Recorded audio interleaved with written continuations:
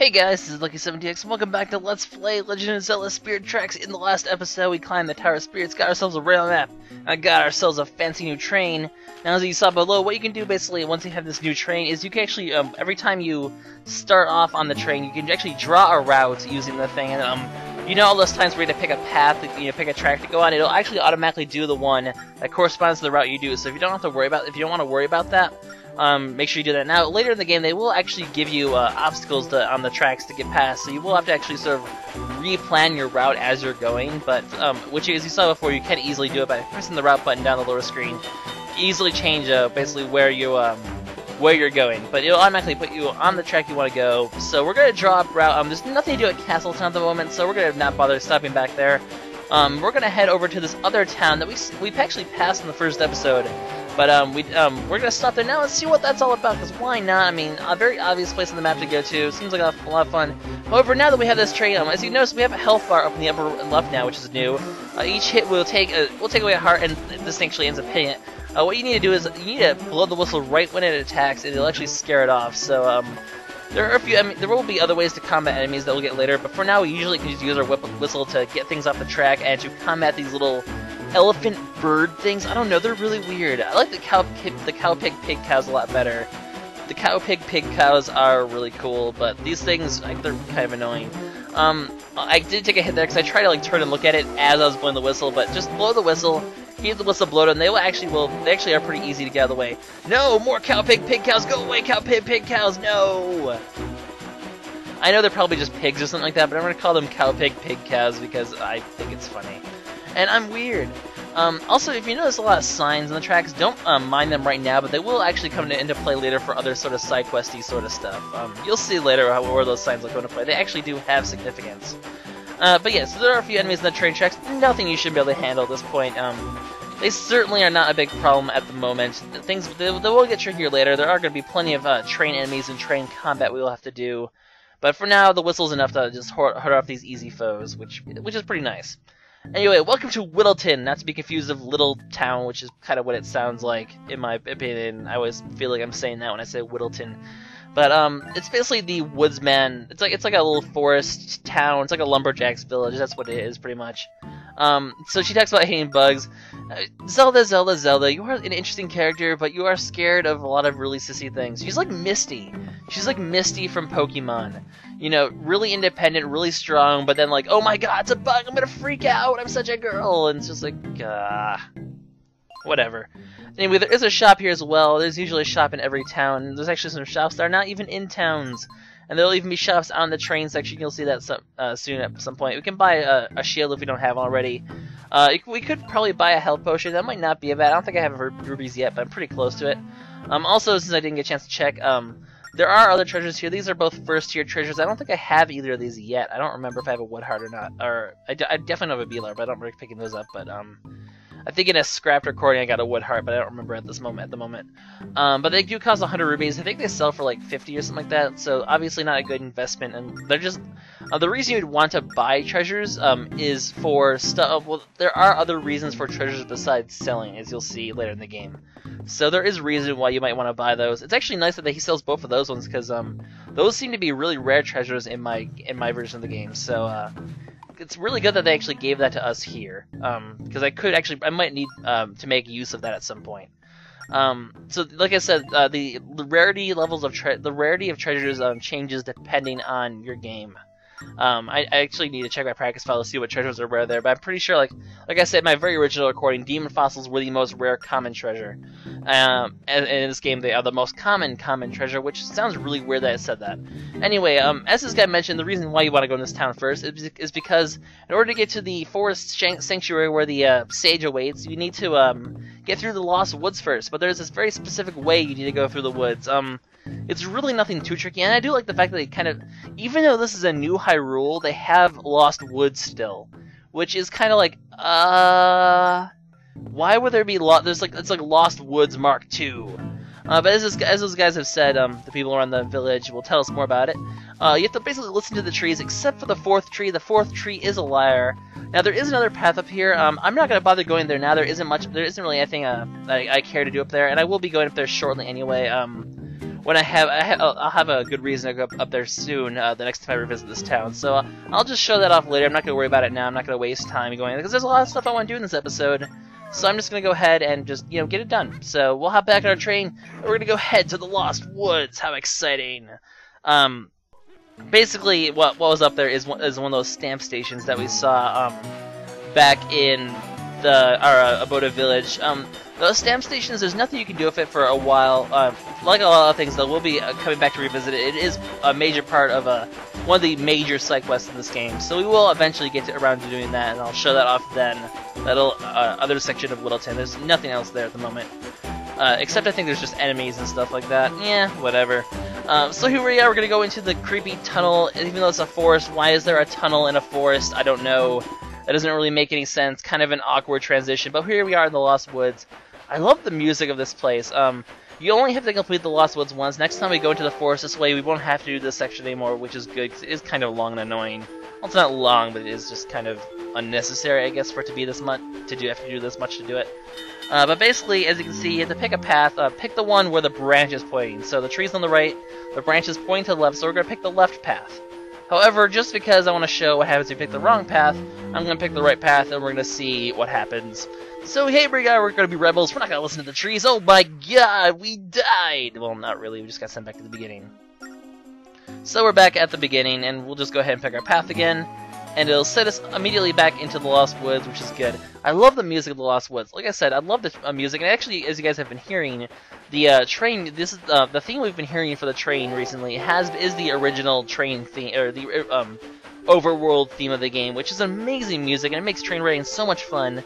Because we're sitting there riding the train. It's an amazing music track to just listen to, explore this very vast world. Actually, I mean, even though you're limited to tracks, it is still a really big world, and there's still a lot of things to see, and a lot of very varying, yes, environments, and lots of diversity. It's a really, I mean, there's 4 different areas. Each one obviously has their own thing. Obviously, it's the forest one, so we're gonna see lots of forests and plains and stuff like that. But pretty much like that. Anyway, each time you correctly pick the correct path, your train will speed up a bit. So we will.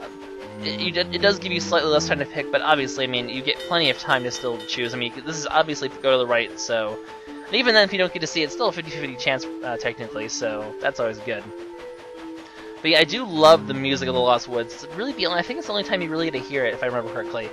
Really creepy, really almost like, disturbing sort of creepy music, which is really fitting. I mean, the Lost Woods has always been a creepy thing in every Zelda game, so the music definitely fits. Like I said, this is definitely one of the best soundtracks in this game. Or what am I saying? The Spirit Tracks has one of the best soundtracks on DS games. I think I do love the soundtrack of this game. Anyway, so pick the opposite one for the 4th one. It was pointing to the right, so we point to the left because, as the guy said, that tree has a bad sense of direction. It will lead you astray. If you follow it, it will lead you off onto the wrong path. You have to do the whole thing over again. So that 4th tree, don't listen to it. It's bad for you. Anyways, so as I did mention before, Zelda does actually stay over there, and he will. If you do have to talk, if you ever want to go back on your train, basically you talk to her, and she'll let you back on the. And she'll ask if you want to go back on the train. You can get back on your train pretty easily, as you saw way back in Whittleton there. There is a chicken there. There is a treasure chest.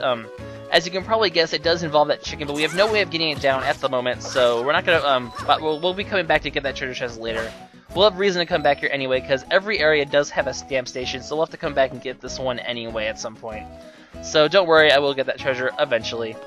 But yeah, there's always little, there's basically be sanctuary areas like this where they just have lots of puzzles and obviously enemies running around. And as you can see over here, there are bombable blocks. The only bombs in this area are those bomb flowers we saw before. So what we're gonna have to do is we're gonna have to get a bomb flower over here. But as you can see, that switch goes really fast, and there's a stamp station, by the way. So we'll have to stop by and get that later. This puzzle actually took me a long time to figure out for some odd reason. It's really not that hard, though. What you want to do is you want to take the first bomb flower, throw it right next to the switch so it'll set off the switch, then grab the second one, and then just make a run for it. The switch will go off, it'll cause the bridge to come up, and you'll have more than enough time to get over here, blow up these blocks, and then you'll be easily able to come over here and do this. And what is this thing? Actually, I feel like they got these things from Twilight Princess. They're basically like little those little howling stones that you saw in Twilight Princess. What you do is you take your flute, you play the same notes, which I accidentally just like played them both at the same time. It's like, oh well, that worked. I just gotta be quiet there so you can listen to the song. I do love the songs in this game. But every time you see one of those howling stones, you will learn a new tune for your flute. Actually, so that is our first flute tune, which is pretty awesome. Like I said, it is Spirit Tracks. It is a spirit flute, and you know, it does bring back the instrument mechanics like Ocarina of Time. So we are gonna get many different songs to play for flute. They will do different things. This one will wake up those little hint stones that you'll see. Well, they're not. I don't know if they're called them hint stones or whatnot. Here we go. We're just gonna play the song just to show it off. Our first song. I do love this song. Song Awakening sounds really cool. It will wake up those hint stones. I don't think that one thing was fully asleep, which is why I didn't wake up.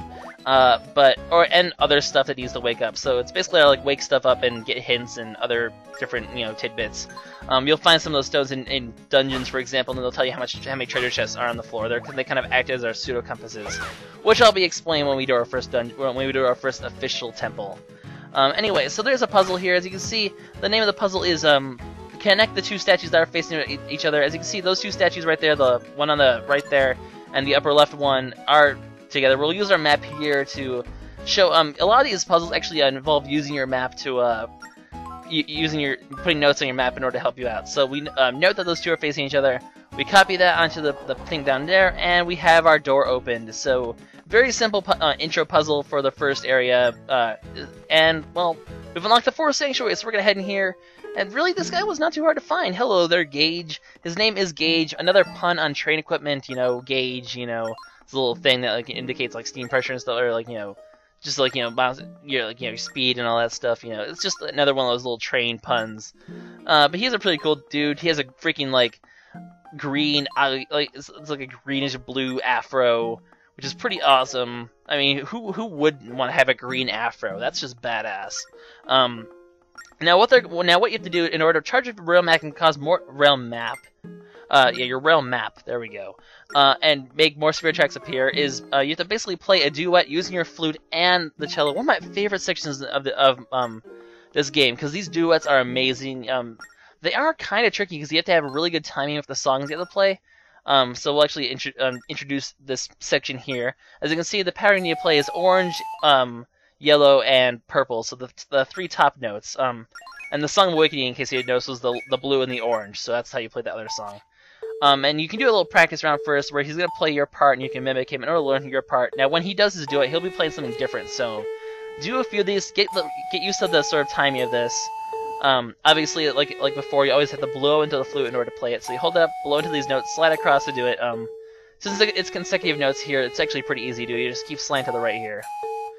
So just do it a few times. I've done it a few times here. And now we're gonna do the real deal and see if we can get our do our spirit duet and get our rail map charged up. Let's do this, Gage. Badass duet coming up right here. All right, let's get going. I will be quiet when the main part starts playing because I do want you guys to hear it. The duets in this game are some of the most amazing music. But we'll go ahead and just first do the section where we have to actually try to get it to work. The timing is a bit. We do have to have good timing, although sometimes it is finicky. If you do script, it sometimes allows it, sometimes it doesn't. So we'll see if it does work. If you hear that noise, you've completed it. I'm just gonna play again because it sounds cool. Ready? Harmony, awesome. Here you go.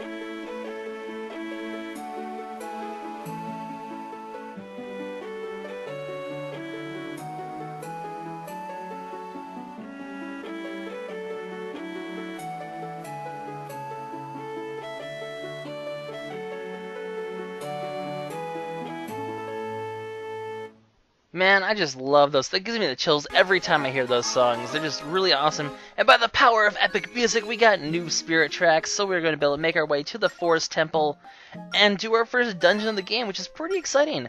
I do love the fact that you get this really dynamic cutscene where the cameras move around and you're showing the two people playing their epic duet, Link and Gage. Zelda's sitting there just like dancing along to the music. It's just a really awesome scene. I love the way this game portrays stuff and all the musics, and just it makes a really interesting atmosphere. It gets you really involved. It's just I do love the way they sort of just the little things they add into this game that just make it really incredible experience to play this game. I know I'm just freaking loving this game, but like I said, this is one of my favorite Zeldas of all time, especially my favorite handheld one.